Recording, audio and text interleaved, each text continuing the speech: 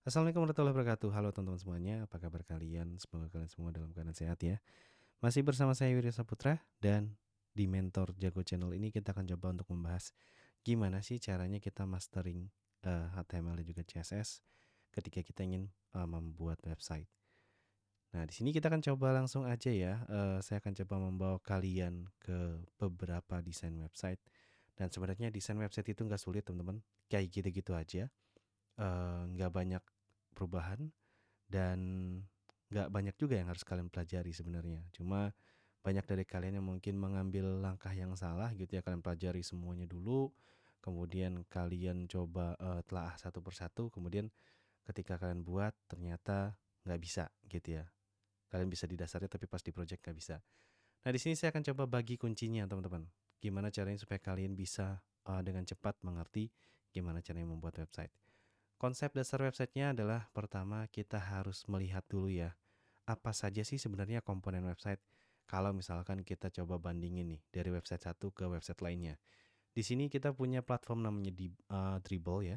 Di Dribbble ini kita bisa melihat berbagai macam inspirasi website ya teman-teman. Nah, di sini kalau kita lihat sendiri ya, kalau kita lihat sendiri ada website contohnya seperti ini ya, desainnya bagus gitu ya, simple. Dan kalau kita lihat, kita ingin melihat komponen-komponen yang ada di dalam sebuah website ya. Yang pertama, kita bisa bilang ini adalah logo.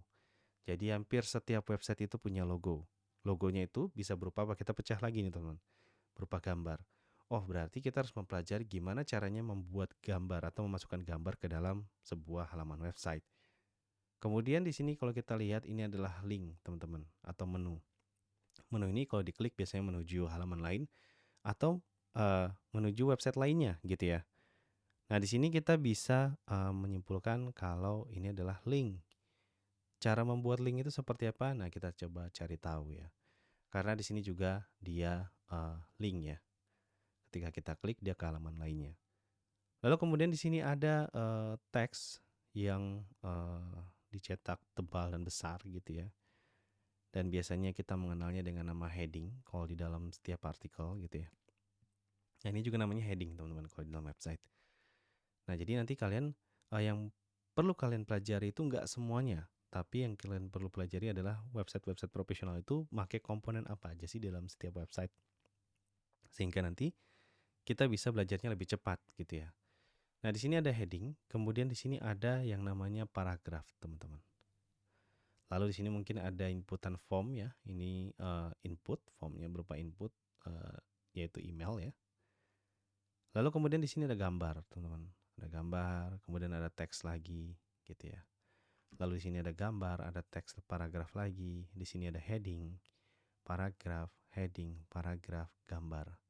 Jadi dari tadi kita bisa menyimpulkan dari sebuah website ini kita bisa menyimpulkan bahwa untuk membuat website ini tidak perlu banyak yang kita ketahui tentang HTML. Yang pertama kita harus cari tahu gimana caranya untuk menambahkan gambar ke dalam website. Yang kedua adalah untuk membuat menu ke dalam website. Yang ketiga adalah gimana caranya, bukan menu ya, tapi untuk membuat link di dalam website. Kemudian gimana caranya kita membuat heading. Lalu yang keempat adalah gimana caranya kita membuat paragraf. Yang kelima, gimana caranya supaya kita bisa mengelompokkan ini semua ya, mengelompokkan ini semua. Yang keenam mungkin membuat form ya, karena di setiap website nggak semuanya pakai form gitu ya. Jadi untuk formnya ini saya coba dibelakangin dulu ya. Nanti kita bahas form sendiri gitu ya. Kita akan bahas yang pentingnya terlebih dahulu.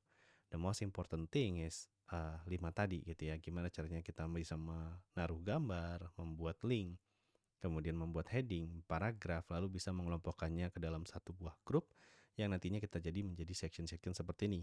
Misalkan di section header, ini namanya header misalkan, kita punya grup antara logo, menu 1 dan menu 2. Kemudian di section hero, misalkan ini saya namakan hero, kita punya heading, paragraf untuk di grup 1, kemudian di grup 2-nya kita cuma punya gambar misalkan, yang ini. Lalu di section ketiga, misalkan section footer, kita punya gambar dan teks ya atau paragraf di section satunya gitu ya, di grup 1.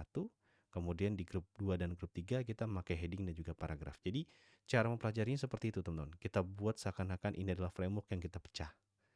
Jadi dengan begitu kalian akan lebih mudah gitu ya. Dan kita akan tunjukkan ya, ternyata website itu gitu-gitu aja. Kenapa gitu-gitu aja? Saya akan coba buka desain yang selanjutnya. Ini desainnya saya random ya, yang mana aja bebas gitu ya. Misalkan saya coba buka lagi teman-teman. Desain random misalkan kita coba buka yang ini. Gitu ya. Nah, di sini kalau kalian lihat, tadi saya bilang website itu gitu-gitu aja. Dan ternyata memang benar.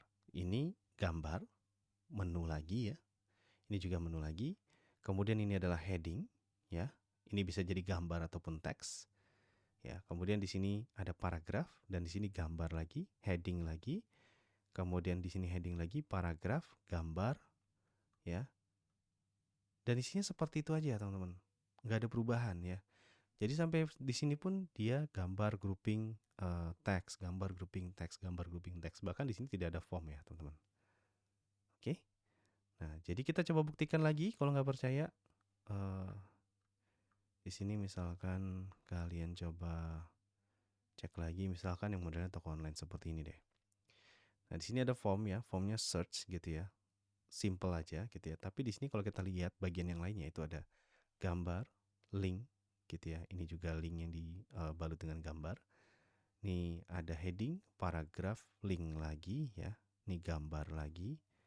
Ya, kemudian ini bisa jadi menggunakan link nantinya yang dipadu dengan JS gitu ya. Nah, jadi semuanya itu kalau kita lihat dia itu sama aja komponennya ya. Nah, kita coba lagi misalkan ini gitu ya. Dan rata-rata hampir semuanya ini desainernya Indonesia semua ya. Berarti Indonesia ini desainernya bagus-bagus ya. Dan di sini kita coba lihat lagi ya. Di sini kita lihat, di sini ada heading, paragraf, gambar, gambar lagi, link lagi. Di sini juga link lagi, gambar, link gitu ya. Di sini juga ada backgroundnya gambar, tapi di sini ada heading dan juga paragraf. Jadi seperti itu ya teman-teman. Bahkan nggak ada table untuk di halaman awalnya biasanya ya. Jarang sekali yang memakai table di sini. Ya kalau kalian lihat ya, untuk yang di front page-nya atau di home page-nya, dia kebanyakan tidak ada yang memakai table di sini teman-teman.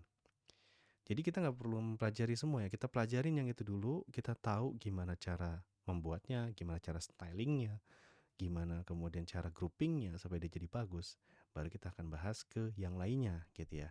Dan kita akan bahas gimana cara codingnya dan gimana cara membuat elemen-elemen tadi di video selanjutnya teman-teman. Konsepnya kalian udah tahu. Sampai ketemu di video selanjutnya. Wassalamualaikum warahmatullahi wabarakatuh.